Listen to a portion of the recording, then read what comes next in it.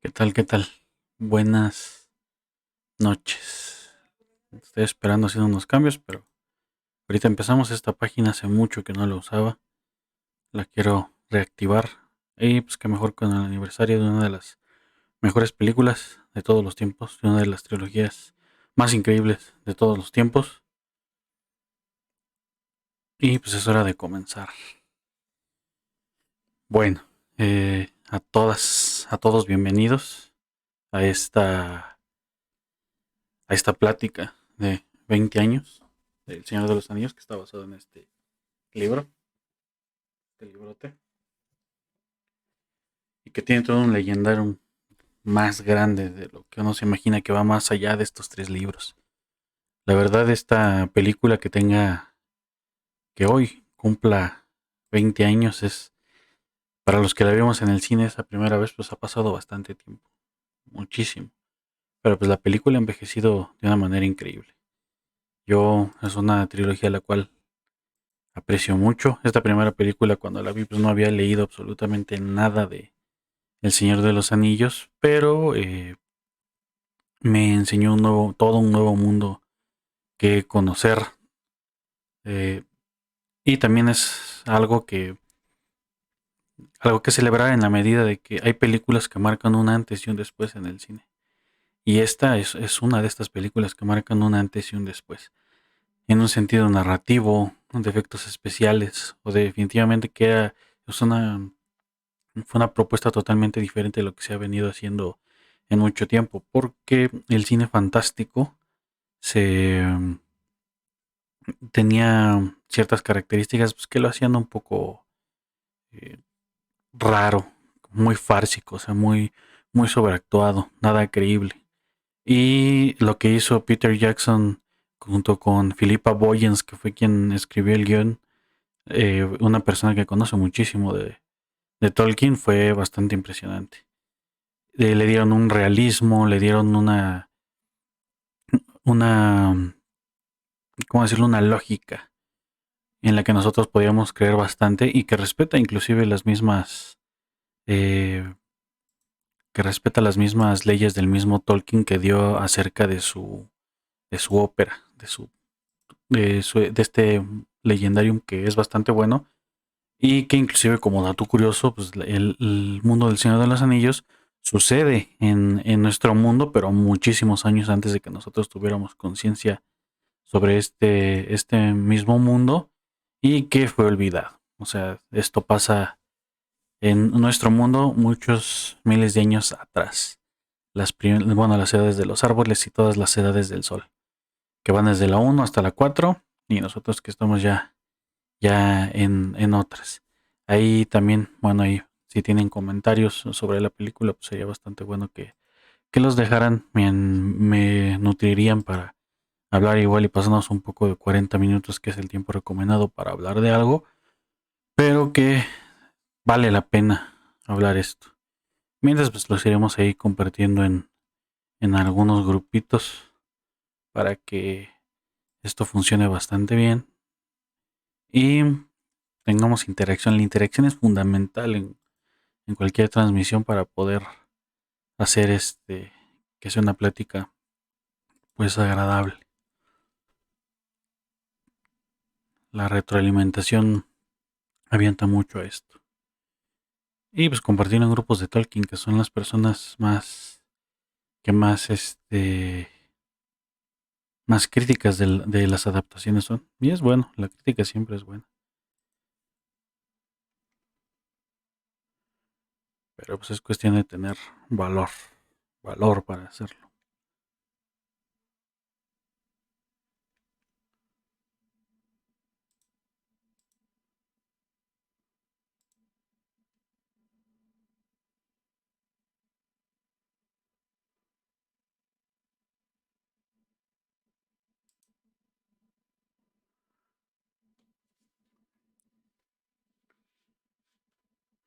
Y bueno, comencemos. Para no tener mucho tiempo vacío así sin decir nada, pues principalmente el timonel de esta película, aparte de los productores, que bueno, también es un productor, pero hubo otros tantos más, es Peter Jackson, un cineasta bastante interesante, con una filmografía que fue muy modesta, muy creativa en sus inicios, pero que también fue teniendo, ahora sí que increciendo a lo que se refiere especialmente en el tema de los efectos especiales, que también es un tema que se debe tratar ahí bastante bien. Y este señor hizo una película que se llamaba El Mundo de los Feebles, que es de culto, muy reconocido por eso. Y hay otra que se llama Criaturas Celestiales, en las cuales él fue nominado incluso a un Oscar por este mejor guión. Y después hizo una película que se llama, que es con Michael G. Fox, que es Los Espectros. Esta película se me hace muy interesante y tiene mucha influencia de lo que Tolkien en algunas cositas y detalles hizo en El Señor de los Anillos, como por ejemplo Charlie Bartlett, que es el asesino que utiliza una túnica para cometer así que desde como fantasma, seguir cometiendo sus crímenes. Y es prácticamente la misma túnica y el mismo atuendo que tienen los, los Black Riders, ¿no? Los Nazgûl, por decirlo de alguna manera. Bueno, no decirlo de alguna manera, así es como se ven. También los fantasmas pues, son muy parecidos también a los fantasmas que vienen saliendo en la tercera parte de El Señor de los Anillos. Y es muy importante esta película, lo digo desde un sentido personal, pero también desde un sentido de apreciación cinematográfica, porque les digo que marcó un antes y un después. Muy pocas películas logran hacer esto, en el que su influencia es tal que es replicada una y otra vez, o reinterpretada una y otra vez, y son muy buenas reinterpretaciones las que hacen que esta película tenga un valor a posteriori de lo que es en sí misma. ¿Y qué podemos decir acerca de algunos ejemplos aparte de Señor de los Anillos? Por ejemplo, podríamos hablar de Volver al Futuro, también de Matrix, en el sentido de temas y, por ejemplo, los efectos especiales, ¿no? Volver al Futuro, pues es una película que se ha vuelto un referente indiscutible sobre los viajes en el tiempo, que ha sido referenciada, que se tiene mucho en la memoria colectiva de las personas. Y este ejemplo se replica con El Señor de los Anillos y el trabajo de Peter Jackson que hizo en esta adaptación de la obra de Tolkien. Hay mucho debate sobre las adaptaciones y las cosas que fueron quitadas. En este caso de la primera película, pues yo, a mi juicio, ya que he leído los libros, me parece que los dos cambios más importantes y de los cuales la gente habla más al respecto son, por ejemplo, el de Haldir, que él no sale en la batalla del abismo de Helm, en la primera, que es esta Glorfindel, quien es la persona que recoge a Frodo y no la hija de Elrond. Y también de los más importantes es sobre lo de Tom Bombadil, ¿no? En el libro en sí es toda una discusión de quién es y qué representa Tom Bombadil, y pues fue omitido completamente en la película de Peter Jackson, pero porque el capítulo es muy interesante. Te deja mucho a la reflexión, pero cuando pues tú estás adaptando una película, no tiene mucho sentido. Bueno, tiene mucho sentido que haya omitido esa parte, porque realmente es este paréntesis reflexivo en, en la historia de Tolkien, pues, en una película, en una adaptación, en donde lo más que se tiene que hacer es ahorrar y dosificar bien el tiempo, y la película en sí dura muchísimo. Para los estándares de películas que la gente ve en el cine, que duran 2 horas, o ya máximo unas 2 horas y cuarto, 2 horas 20, pues El Señor de los Anillos en sus versiones normales, pues son más de 3 horas, casi cuatro. Y que en sus versiones extendidas, pues ya se van todavía más alargadas. Y aún así, para economizar tiempo en pantalla y que la película está, bueno, en ese entonces de 20 años, estuviera presente en muchas salas, pues obviamente tenía que tener cierto tiempo, ¿no? Y pues recortaron todo lo que viene siendo de Tom Bombadil. Y algunos no les gustará, o los otros no estarán de acuerdo. Bueno, todos nosotros estamos aquí para poder disentir, pero a mi juicio estuvo bien que pintieran ese capítulo de Tom Bombadil porque la reflexión, las buenas reflexiones y lo que aporta al libro, obviamente en un sentido narrativo cinematográfico, pues hubiera sido un paréntesis bastante raro que realmente no cambia nada. O sea, si no la ponen, pues no pasa absolutamente nada. Y puede decirse, ah, sí, sí pasó en algún momento determinado de la historia, pero pues no fue más allá porque no repercute de una manera directa en las acciones que se vienen desarrollando de la película, ¿no? Y ese es uno de los grandes debates de los fanáticos de los libros contra los fanáticos de las películas, porque hay unos que son así, también hay que decirlo, más fanáticos de las películas que de los libros. Y esta película fue importantísima, fue hace 20 años, el mundo era muy diferente hace 20 años, en un sentido tecnológico, en un sentido de organización, inclusive de los mismos cines. A mí me tocó que cuando fui a ver El Señor de los Anillos, pues los lugares los pedías y no estaban numerados, ¿no? Te tenías que formar 2 horas antes para que pudieras tener acceso a los mejores lugares en la sala de cine y pues la gente hasta corría, ¿no? Y se llegaban a empujar para subir más rápido y posicionarse en los mejores lugares. Y ya para la 3 ni les cuento, ¿no? Si tuvimos que formarnos casi casi desde la función anterior a la que nos tocaba, pero son cosas que igual ya no pasan, pero de vez en cuando se extrañan, ¿no? Y sobre todo en el apartado visual, El Señor de los Anillos, pues es una obra referente indiscutible, porque los efectos especiales que se hicieron en esta película los hizo la empresa de Peter Jackson, que es esta Weta Workshop o Weta Digital, que pues ya se vendió a las personas que están desarrollando el metaverso en Facebook, pero que los efectos especiales fueron de los mejores vistos en su época. Y lo que me gusta mucho de esta primera trilogía de Señor de los Anillos es que los efectos especiales pues son un recurso narrativo y no la narración en sí. Las películas son buenas por sí solas y no necesitan tanto de efecto especial constantemente pues para mantenernos entretenidos. También es un logro espectacular de una película que dura más de 3 horas, casi 3 horas y media, y es bastante bueno, bastante inteligente cómo lo hizo. Y los efectos especiales, pues, se ven increíbles hoy en día. O sea, fueron tan dosificados y fueron tan bien detallados que todavía hoy en día que las ve uno sigue viendo la alta calidad que tienen. Y la película, pues también fue muy importante, es muy importante en lo que es el cine de fantasía porque abrió la puerta para que otras películas o inclusive series se hicieran y se tomaran con una seriedad y rompiera con la forma en cómo se venía haciendo el cine desde antes, ¿no? Que les digo que era muy fársico, era muy falso, sobreactuado en muchas ocasiones y que El Señor de los Anillos le dio la seriedad necesaria para poder contarnos una historia que tiene elementos mágicos, elementos humanos, eh, elementos políticos, que también tiene mucho, aunque muchos dicen que no, pero sí también tiene muchos elementos políticos El Señor de los Anillos y también tiene muchos elementos, metáforas de la sociedad en la que vivía Tolkien cuando era joven, cuando participó en la Primera Guerra Mundial y que los pone en, en cuestionamiento en esta película, ¿no? Como por ejemplo el papel de los hobbits. Cuando uno lee el libro, pues los hobbits son personas totalmente que viven en su propio mundo a tal lado que se vuelven irrelevantes para el mundo que los rodea.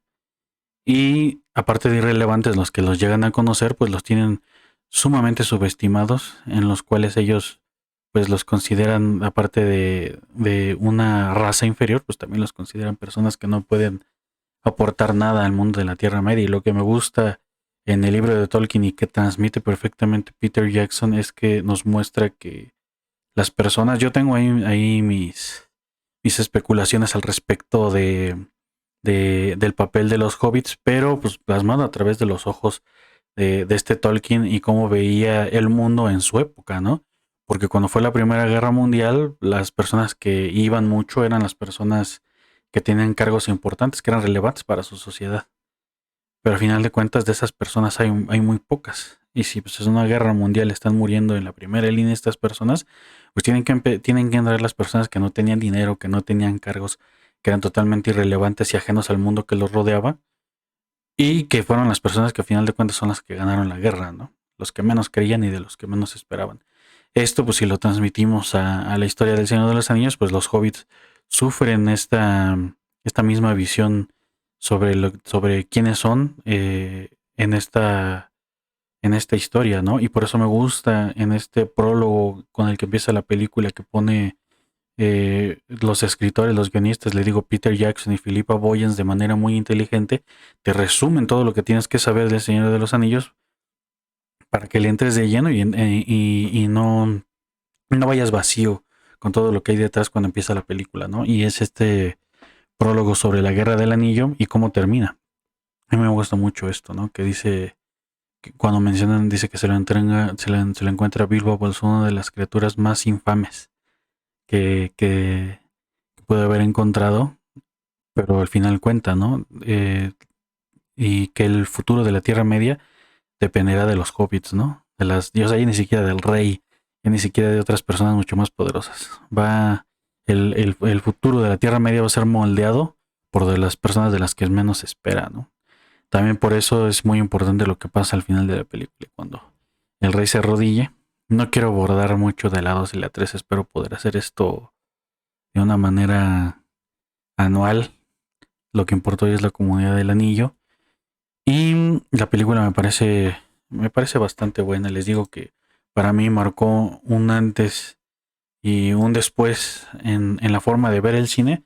Pero sobre todo yo cuando la vi en el 2001, esta película, pues yo no había leído ni un libro de Tolkien. Y sobre el mundo del Señor de los Anillos. Era completamente algo nuevo para mí y fue una sorpresa muy grata porque leí el primer libro, leí el segundo, leí el tercero así de golpe y pues ya después me metí con los otros libros que tengo ahí, por ejemplo, que es este los cuentos de Númenor, los cuentos inconclusos de Númenor y la Tierra Media, leí el Silmarillion, leí los hijos, bueno, lo que es referente a los hijos de Húrin, eh, las historias de Beren y Lúthien, y después libros que han seguido saliendo porque dejó mucho material escrito. Y también cuando leí El Hobbit, obviamente también. Pero es un mundo que se me hizo bastante interesante. El mundo literario que más me gusta hasta ahorita, todo lo que he leído, pues yo creo que es El Señor de los Anillos, sin duda, y por mucho, por la forma en cómo está escrita, la forma en cómo está imaginada, el nivel de detalle que tiene, pero sobre todo el nivel como si de una veracidad histórica que te la crees, ¿no? Porque ahí van haciendo árboles genealógicos que abarcan miles de años y Tolkien los escribió todos, ¿no? O sea, tú ves la línea sanguínea de alguien y te lleva desde el principio hasta el final. En los elfos hay como que un poco de trampita, pues porque ellos viven muchísimos años, ahí no tuvo que pensarle mucho, pero pues, en lo que son las casas de los humanos y de los enanos, pues ahí sí son unas líneas de árboles genealógicos impresionantes. Ahora, también, bueno, de las personas que estén viendo esto, que lo escuchen, pues yo soy sociólogo, tengo formación como sociólogo y también lo que hago aquí mucho en videos es analizar películas desde una perspectiva sociológica. No lo haré con esta, pero sin duda la he pensado una y otra vez y en definitiva es una película que tiene cosas sociológicas, como lo que les dije de los hobbits con las personas no nobles, relacionadas con las personas no nobles de Inglaterra en los tiempos de la Primera Guerra Mundial. Porque hay un dicho que dice que todo autor en su propia obra plasma algo de sí mismo. Y yo creo que muchos de los conflictos políticos y personajes están basados en cosas que Tolkien vivió, como todo escritor, ¿no? Y no está mal, cada quien puede adaptar su propia vivencia a su mundo literario y pues no pasa absolutamente nada. Eso le da más veracidad y le da un aire, puede dar un aire de empatía a las personas que lo leen para seguir creyendo que es una gran obra. Yo creo que eso es lo que pasó aquí y es muy, muy, muy importante. En rasgos ya más cinematográficos, el lenguaje cinematográfico que maneja Peter Jackson en El Señor de los Anillos, pues es uno hecho con suma, suma, suma inteligencia. También los recursos de efectos especiales prácticos que tiene se me hacen también demasiado salvajes, demasiado brutales, por decirlo de alguna manera, en la medida que el espectáculo visual que hubieran haber resuelto con efectos especiales de CGI, pues dijeron, no, tenemos que resolverlos de una manera que los efectos especiales pues los podamos hacer nosotros mismos de manera práctica y que tengan una veracidad aún más increíble, ¿no? Y son angulaciones, bueno, dependen mucho de los angulares de la cámara, los posicionamientos de la cámara, como en la primera, que son videos muy, muy conocidos, ¿no? Donde Gandalf va en la carreta y es una carreta modificada para que se vea más grande Gandalf que Frodo y se vea el efecto y el realismo del tamaño de los hobbits y eso para mí cuenta demasiado. Tiene un ritmo que es lo que he hablado cuando hablo mucho de cines, que tiene la estructura del viaje del héroe de Joseph Campbell que ha descrito y habla sobre sus tres etapas, sus tres periodos de esta,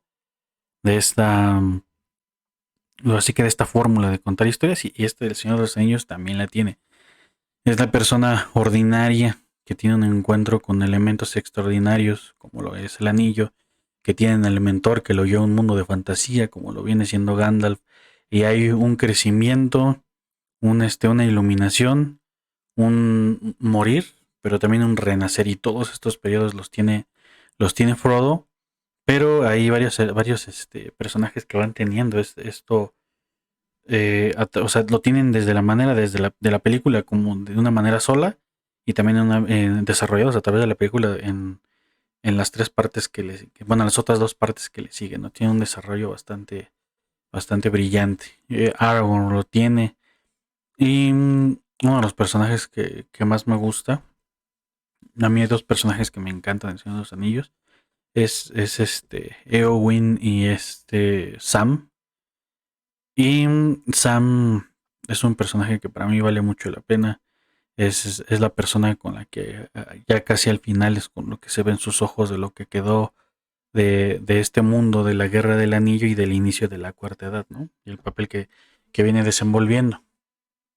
Y esto pues también se va bien en la película. Este desarrollo del personaje de Sam me gusta bastante porque es una persona que teme salir incluso de su propio pueblo, ¿no? Que le teme a la aventura, pero que no teme entrar en una por un amigo, por una persona a la cual estima mucho, que en este caso es Frodo, ¿no?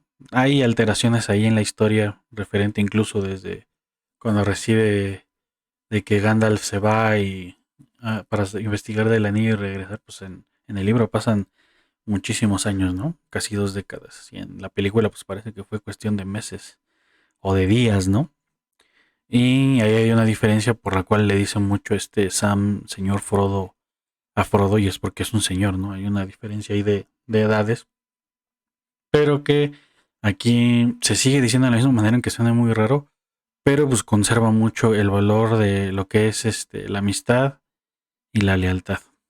Porque pues se puede ser amigo y no ser tan leal. Pero pues si tienes las dos, es un personaje que viene muy bien personificado por Samwise Gamgee. Y que esta forma en cómo lo cuenta Peter Jackson en la película, pues te va haciendo un vínculo. Y donde dices, o soy como Sam, o quiero un amigo como Sam. Y es una manera en cómo cuentas la historia, porque parte de las estructuras de los guiones es que las historias deben ser universales. No importa en qué lado del mundo estés, tiene que haber un elemento en el cual te puedes identificar y conectar con la película.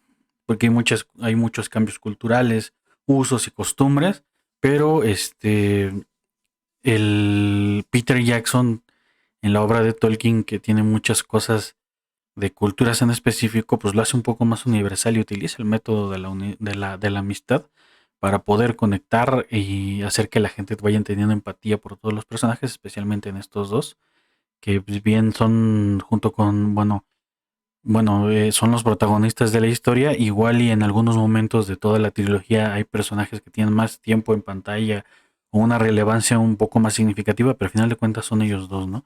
Y el tema es el desarrollo de la amistad y el valor de la lealtad. Y lo viene bien desarrollado Peter Jackson en sus personajes, que estos son los que les da más tiempo en esta película.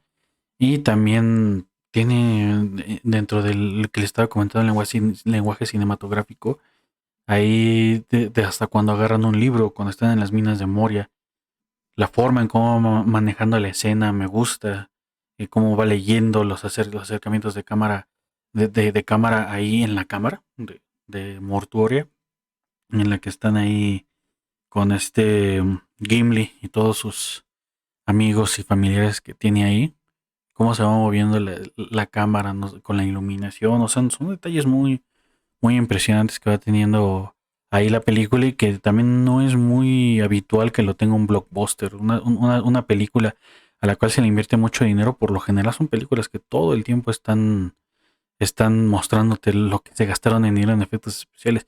Aquí se toma su tiempo para hacer los diálogos, para utilizar el lenguaje cinematográfico, y los efectos especiales están en el servicio para que la narración sea buena, y les digo que no dominen el discurso. Y esta parte de las batallas, bueno, cuando está en las minas de Moria, incluso cuando van contra el Balrog, la forma, aunque es distinta a como se pone en el libro, me gusta mucho más como la ponen en la película, cuando van cruzando el puente, el movimiento de cámara, y como cuando termina el movimiento de cámara va enfocando a Gandalf y queda en una posición de una esquina y el Balrog del otro, pero cuando tú crees que están salvados, pues empieza a pelear Gandalf contra él. Se prende el Balrog y va demostrando su tamaño, ¿no?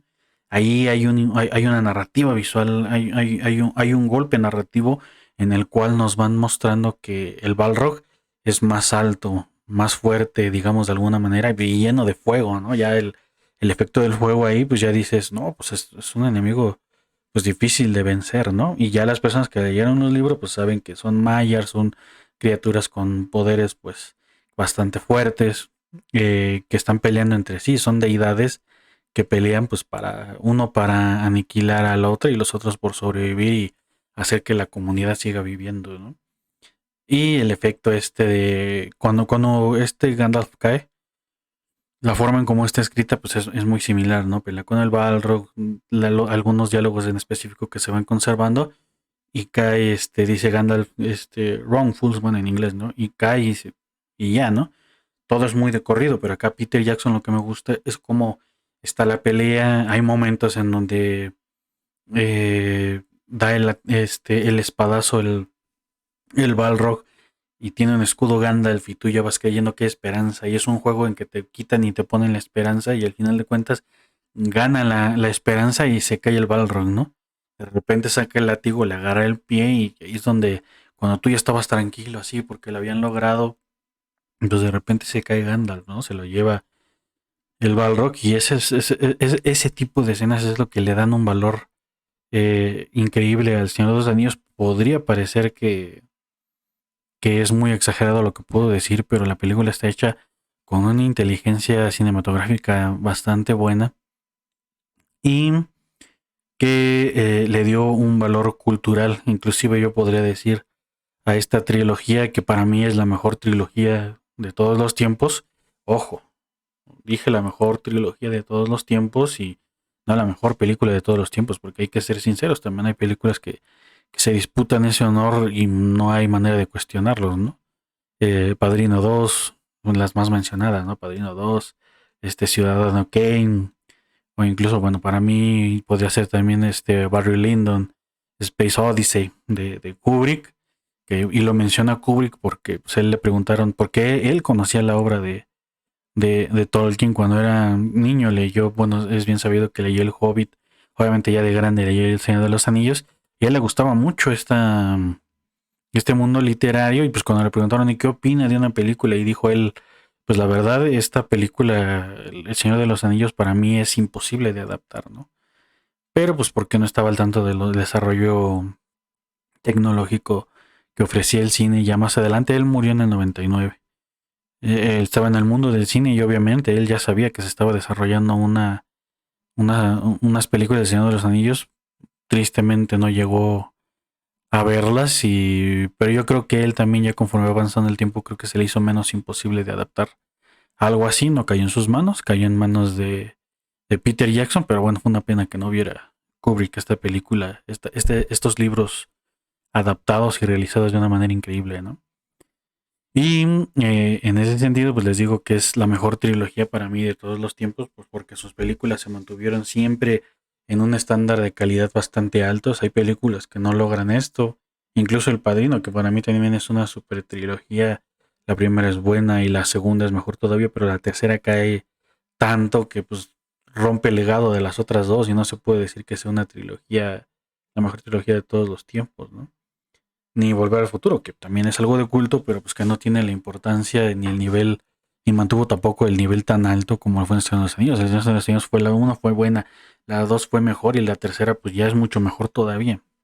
Esa sí, pues yo creo que es la única que ha cumplido esa regla de ser muy buena en sus tres niveles y con este inicio que tiene es bastante interesante de mencionar y también es debatible, les digo, cada quien tiene una opinión diferente, pero para mí así es. Y la película también está acompañada por la música. Yo no sé mucho de música, sé cómo debe ser inclusive la música diegética y que y la forma en cómo interactúa el otro tipo de música también, pero así como composición y todo esto, pues no tanto. Por eso es que hay un video que les recomiendo de Javier Altozano donde analiza cómo la composición de Howard Shore, que fue la persona que compuso esto, pues va ligado mucho a cosas inclusive del libro y de la historia, transformado en notas musicales en las cuales va constantemente nutriéndonos a lo largo de toda la película. Y es por eso que la música es maravillosa, pero ya cuando te dan estos datos de cómo hay unas notas que están compuestas a base del número de las personas que están en la comunidad del anillo, dices, ay, no, pues Howard Shore se rifó un soundtrack bastante increíble, a mí me gusta muchísimo, es de los que puedo escuchar sin problemas.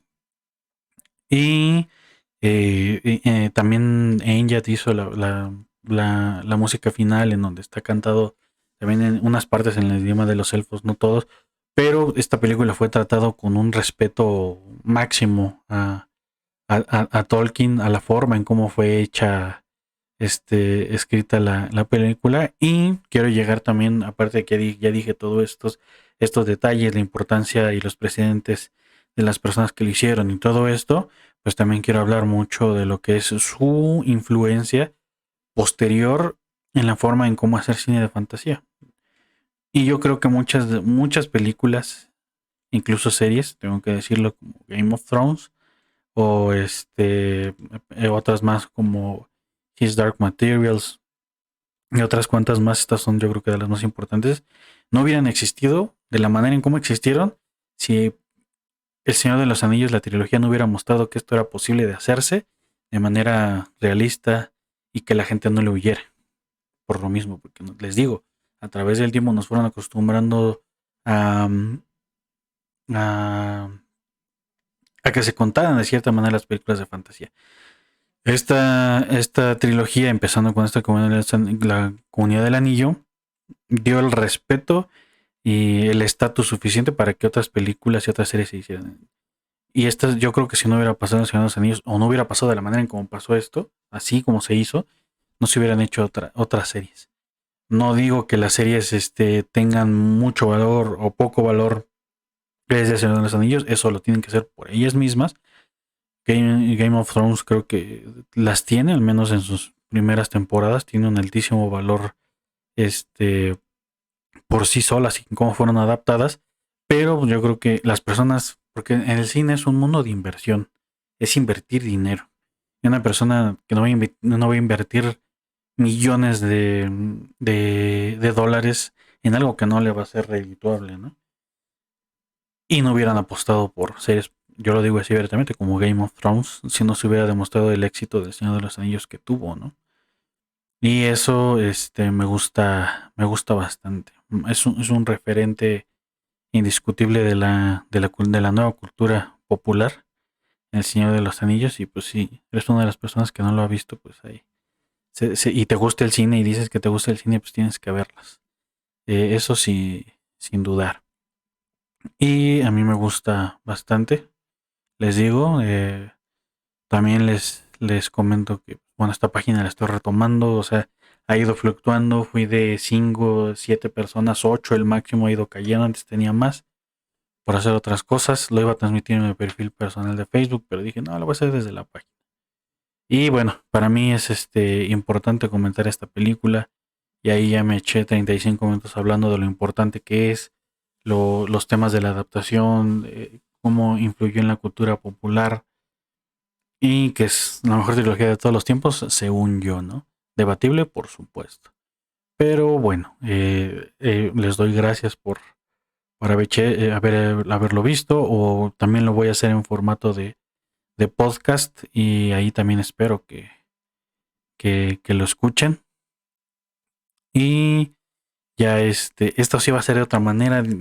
Tristemente no se hizo de la manera como tenía planeado, pero sin duda es importante que se haya hecho esta plática de una película tan importante que hoy cumple 20 años. No es cualquier cosa, es un número ya fuerte. O sea, hay personas que nacieron 2 años después de que salió esta película y ya tienen la mayoría de edad en la mayoría de los países en donde la mayoría de edad se considera de 18 años. Y es una película que ha envejecido bien, es una película inteligente en la manera en cómo se hizo, inteligente en la manera como fue contada y que es referente absoluto. Y con eso ya me despido. Quiero hacer los 40 minutos. Llevamos 37, pero bueno. Ahí, bueno, no encontré acá un algún comentario, ya lo veremos después. Espero que se pueda sin ningún problema. Pero ahí así se empieza. Ahora sí que con pocos espectadores, pero lo que me interesa mucho a mí es la interacción con las personas. Que de alguna manera comenten, que yo pueda leerlos y retroalimentarnos. Me hubiera gustado mucho porque ustedes pueden decir, no, se le pasó a decir esto, se le pasó a decir el otro, pero pues nadie sabe todo y pues la interacción es importante. Les recuerdo que si estás escuchando o viendo esto, hago análisis sociológico de películas, ya tengo varios. Iba a subir hoy uno que tengo por ahí, pero preferí hacer esto y voy a subir este programa. Y bueno, espero su apoyo ahí con likes si gustan compartir o si gustan escuchar algún otro capítulo de este podcast que lo pueden encontrar como El sociólogo del cine, pues sería bastante interesante. Pero sin más, ya me despido. Igual y contacto unas personas para poder hablar del Señor de los Anillos y que esto sea pues, aún mucho más fructífero de lo que pudo haber sido este video, pero dije mis ideas, las compartí y es bastante interesante. Y pues tú también no olvides compartir tus ideas, hacer valer tu opinión en este tema y en muchos más. Y bueno, nos despedimos, nos vemos, que estén muy bien, felices fiestas, feliz Navidad, Año Nuevo. Y que pues este 2022 pues ya sea mucho más leve de lo que ha sido 2020 y 2021, que fueron años muy salvajes, muy tristes para algunas personas, pero pues que sea muy bien para todos. Sin más, me despido, soy Daniel Santos y les deseo lo mejor. Hasta pronto.